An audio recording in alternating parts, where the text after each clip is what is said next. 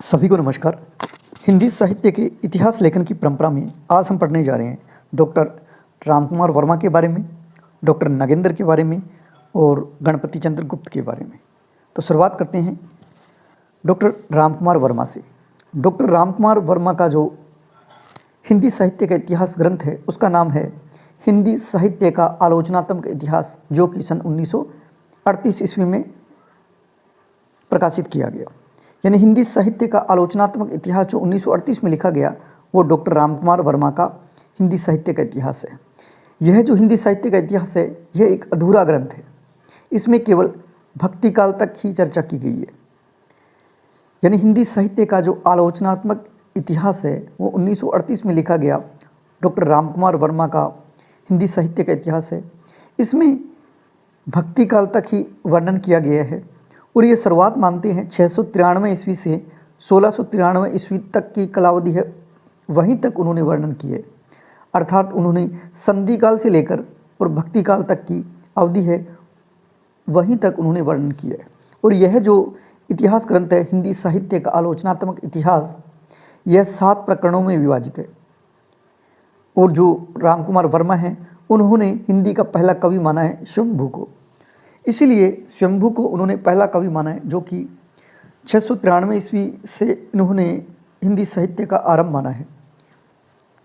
रामकुमार वर्मा ने आदिकाल को 2 नाम से पुकारा है, जिसको हम आदिकाल कहते हैं। उन्होंने उसको 2 चरणों में विभाजित किया है। पहला है संधि काल, जो 750 विक्रमी संवत से 1000 विक्रमी संवत तक माना जाता है, और 1000 ईस्वी से विक्रमी संवत से 1375 तक उन्होंने चारण काल माना है। यानी आदिकाल है उसको 2 भागों में विभाजित किया है, संधि काल और चारण काल। संधि काल और चारण काल नाम देने वाले हैं रामकुमार वर्मा। रामकुमार वर्मा ने भक्ति काल है उसकी एक शाखा है निर्गुणी ज्ञानाश्री काव्यधारा, उनको इन्होंने नाम दिया है संत काव्य। और ऐसे ही प्रेमाश्री काव्यधारा है उसको नाम दिया है सूफी काव्यधारा। ये जो 2 नाम दिए हैं ये दोनों नाम देने वाले हैं रामकुमार वर्मा। रामकुमार वर्मा ने पहली कविता 17 वर्ष की अवस्था में देश सेवा नाम से लिखी थी, जो इनका शीर्षक था देश सेवा, और इस रचना पर उन्हें 51 रुपये का पुरस्कार भी मिला था। इन्होंने संपूर्ण हिंदी साहित्य को 5 कालखंडों में बांटा है। संधि काल, चारण काल, जिसको हम आदिकाल कहते हैं, उसी को उन्होंने 2 भागों में विभाजित किए हैं आदिकाल को। एक तो है संधि काल, एक है चारण काल। दूसरा यानी इसका तीसरा विभाजन इन्होंने किया है भक्ति काल को, फिर रीति काल, फिर आधुनिक काल। बस इनकी समय सीमा है वो देखिए। संधि काल को उन्होंने 750 से 1000 विक्रमी संवत तक माना है। चारण काल की समय सीमा 1000 विक्रमी संवत से 1375 विक्रमी संवत माना है। और भक्ति काल की सीमा इन्होंने 1375 विक्रमी संवत से 1700 विक्रमी संवत माना है। और आधुनिक काल की सीमा 1900 विक्रमी संवत से अब तक उन्होंने माना है। तो इसमें महत्वपूर्ण बात बनती है कि इनका जो हिंदी साहित्य का इतिहास ग्रंथ है उसका नाम क्या है। तो वो इतिहास ग्रंथ का नाम है हिंदी साहित्य का आलोचनात्मक इतिहास ग्रंथ, जो कि 1938 में प्रकाशित हुआ। और ये एक अधूरा ग्रंथ है और इसकी जो रचना है उन्होंने आदिकाल की जो समय सीमा है वो 693 ईस्वी से मानी है, और पहला उन्होंने कवि माना है शंभू को। अब उन्होंने 693 ईस्वी से माना है, इसीलिए इन्होंने आदिकाल का जो समय सीमा है उसको 2 भागों में विभाजित कर दिया और उसके 2 नाम उन्होंने डिवाइड किए। एक तो है संधि काल और एक है चारण काल। और उन्होंने भक्ति काल के जो निर्गुण काव्यधारा है उसका नाम बदलकर संत काव्यधारा रखा, और प्रेमाश्री काव्यधारा है उसको उन्होंने सूफी काव्यधारा कहा। ये महत्वपूर्ण बातें थी डॉक्टर रामकुमार वर्मा से संबंधित। उसके बाद में पढ़ते हैं हम डॉक्टर नगेंद्र के बारे में।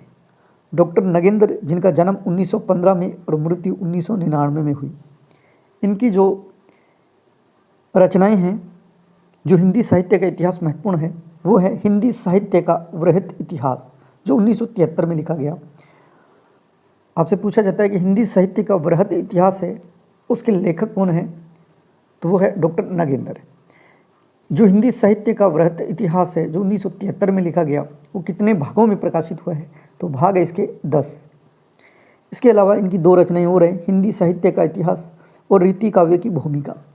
तो सबसे महत्वपूर्ण तो ये है हिंदी साहित्य का वृहत इतिहास संपादित हुआ 1973 में। फिर दूसरा है रीति काव्य की भूमिका। ये ग्रंथ किसके द्वारा लिखा गया है? तो वो है डॉक्टर नगेंद्र के बारे में। डॉक्टर नगेंद्र ने 1948 में रीति काव्य की भूमिका और महाकवि देव पर शोध उपाधि प्राप्त की है, यानी उन्होंने पीएचडी की है इनमें, रीति काव्य की भूमिका और महाकवि देव पर। इनका हिंदी साहित्य का जो संपूर्ण काल विभाजन है, वो संपूर्ण साहित्य इतिहास को उन्होंने 4 प्रधान कालखंडों में बांटा है। ये 4 कालखंड लगभग सभी ने दिए हैं, लेकिन मेन बात है कि जो आधुनिक काल है उनको उन्होंने 4 भागों में डिवाइड किया है। ये महत्वपूर्ण बात इनकी अलग से है। तो ये जो 4 आधुनिक काल है, आधुनिक काल के 4 उपभाग है, उनको हमें अच्छी तरह से देखने हैं। वैसे इस हिंदी साहित्य का संपूर्ण इतिहास है उसको 4 प्रधान कालखंडों में विभाजित किया। आदिकाल, भक्तिकाल, रीतिकाल और आधुनिक काल। ये तो सभी का है।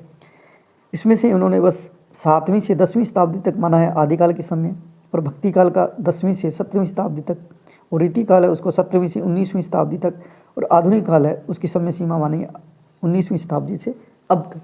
तो महत्वपूर्ण बात यह है कि आधुनिक काल है उनको, आधुनिक काल को डॉक्टर नगेंद्र ने 4 उपभागों में बांटा है। ये उपभाग है कौन कौन से? जैसे पहला है पुनर्जागरण काल, जिसको बोलते हैं भारतेंदु काल, और भारतेंदु युग है उसकी समय सीमा है 1857 से 1900 ईस्वी तक। आपको ये याद रखना है कि भारतेंदु युग, या यूँ कहें कि पुनर्जागरण काल है, उसकी समय सीमा क्या है? तो आपको पता होनी चाहिए 1857 से 1900 ईस्वी तक।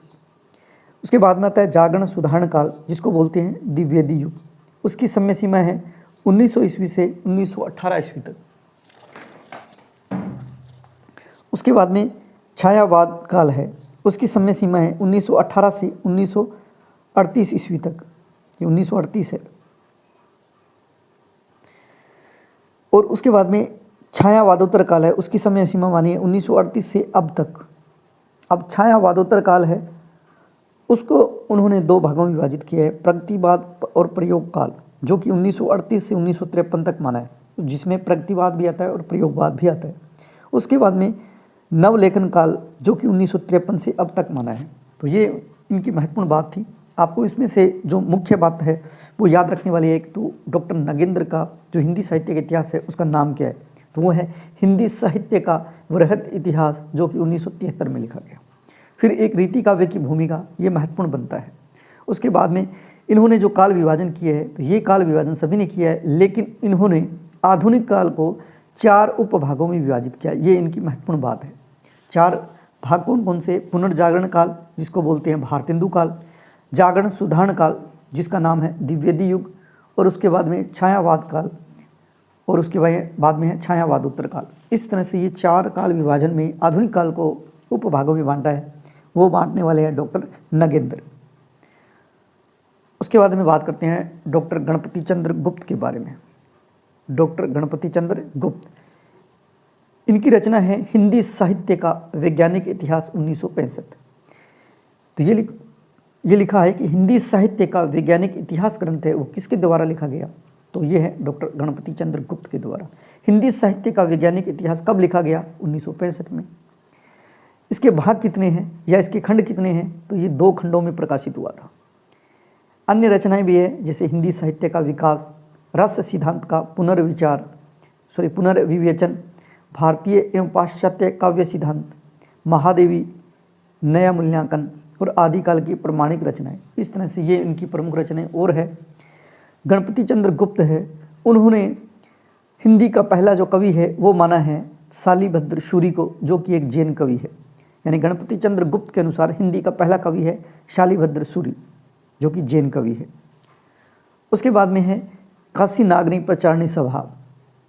इसकी स्थापना कब हुई, इसकी पत्रिका कौन सी है और इसके द्वारा लिखा गया हिंदी साहित्य का इतिहास ग्रंथ कौन सा है? तो नागरी प्रचारणी सभा के द्वारा लिखा गया हिंदी साहित्य का इतिहास ग्रंथ है, उसका नाम है हिंदी साहित्य का वृहत इतिहास, जो कि 16 भागों में प्रकाशित है। हिंदी साहित्य का वृहत इतिहास 16 भागों में प्रकाशित है। किसके द्वारा लिखा गया? तो वह है काशी नागरी प्रचारणी सभा। अब बात कर लेते हैं कि काशी नागरी प्रचारणी सभा है, इसकी स्थापना कब हुई? तो इसकी स्थापना हुई 16 जुलाई 1893 में। 16 जुलाई 1893 में काशी नागरी प्रचारणी सभा है उसकी स्थापना हुई। और इसके संस्थापक कौन है, यानी स्थापना करने वाले कौन है, वो है 3 विद्यार्थी जो कि कक्षा 9 के विद्यार्थी।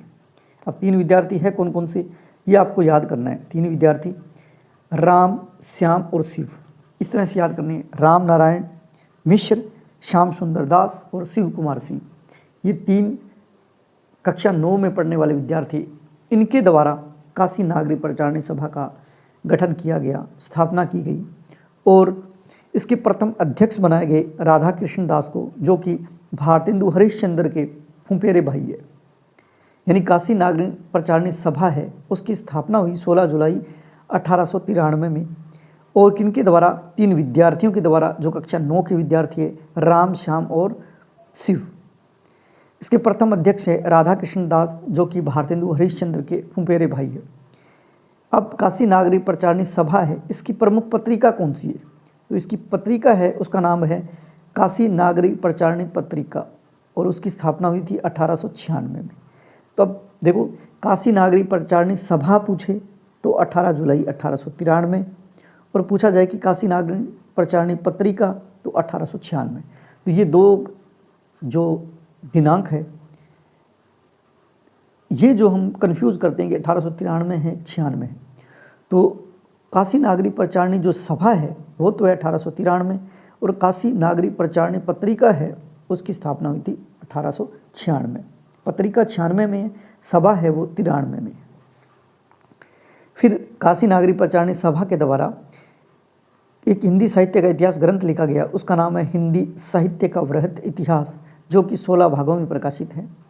अब ये 16 भाग है, उन सभी के जो संस्थापक है या संपादक है वो अलग अलग है। तो इनमें से जो महत्वपूर्ण जो संपादक है हम उन्हीं पर चर्चा करें। 16 भाग में से प्रथम भाग है, उसका भाग का नाम है हिंदी साहित्य की पीठिका। हिंदी साहित्य की पीठिका, और उसके संपादक है डॉक्टर रामबली पांडे, रामबली पांडे। उसके बाद में जो दूसरा भाग है उसका नाम है हिंदी भाषा का विकास, और संपादक है डॉक्टर धीरेन्द्र वर्मा। और तीसरा जो भाग है उसका नाम है आदिकाल, और आदिकाल के जो संस्थापक है वो है पंडित कुलपति त्रिपाठी और वासुदेव सिंह है। उसके बाद में चौथा जो भाग है वो है भक्तिकाल, और भक्तिकाल के संपादक है परशुराम चतुर्वेदी। उसके बाद छठा जो भाग है वह है रीतिकाल, रीतिबद्ध, जो कि डॉक्टर नगेंद्र के द्वारा संपादन किया गया।